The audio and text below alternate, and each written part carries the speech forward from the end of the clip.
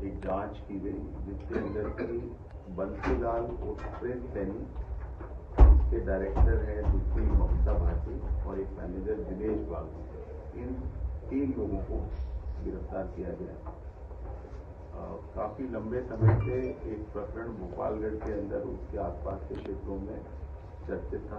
उसके अंदर की स्कॉर्पियो देने की बात चल रही थी कि 5-6 लाख रुपए के अंदर स्कॉर्पियो को बांटा जाएगा। लगभग 200 स्कॉर्पियो देने की बात थी।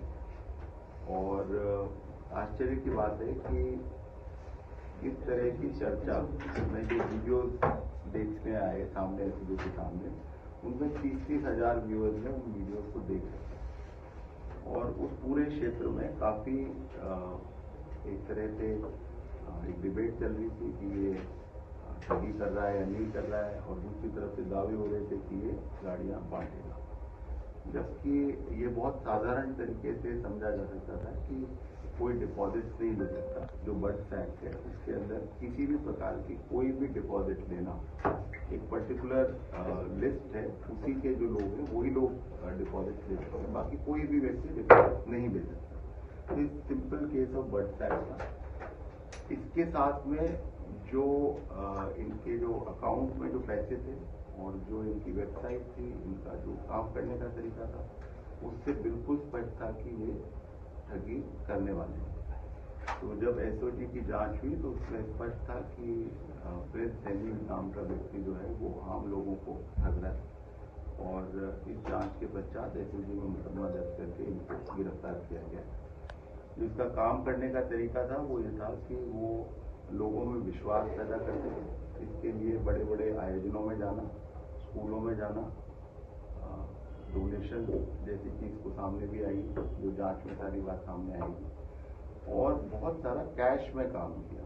कोई भी पैसे जो है अकाउंट्स के अंदर नहीं आ रहे थे। और जो लास्ट में अलार्मिंग चीज थी वो ये थी कि करीब 2360 रुपए की एक स्कीम चला दी, जिसके अंदर की एक सो कॉल्ड सोशल मीडिया के सर्विसेज का नाम दिया, जबकि ना तो वेबसाइट बनी हुई है, ना ऐप बनी हुई है, ना उसका कोई बेस है, और उसके पीछे कोई लॉटरी देना और क्रिप्टो के अंदर देना, टोटल ठगी का कार्यक्रम चल रहा था।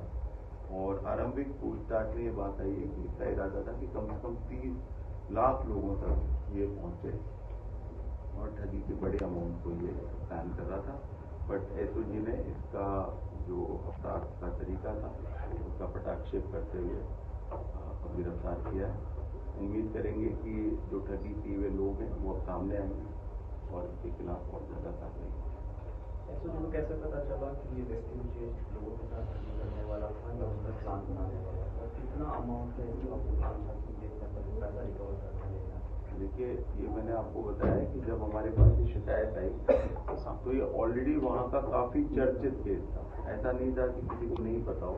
इसका जोर शोर से मीडिया के अंदर प्रचार किया जा रहा था, तो कोई सीक्रेसी की बात नहीं थी। जैसे एसओजी के सामने आया तो हमारे सामने क्लियर था कि ये तो खुलेआम ही अपराध कर रहा है।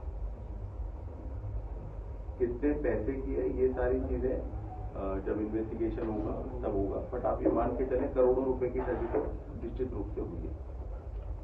कितना 200 करोड़ 100 करोड़? देखिए, ये जो सामने आई है बात, लगभग 200 गाड़ियों की बात कह रहे हैं, और 5-6 लाख रुपए 7 लाख रुपए लोग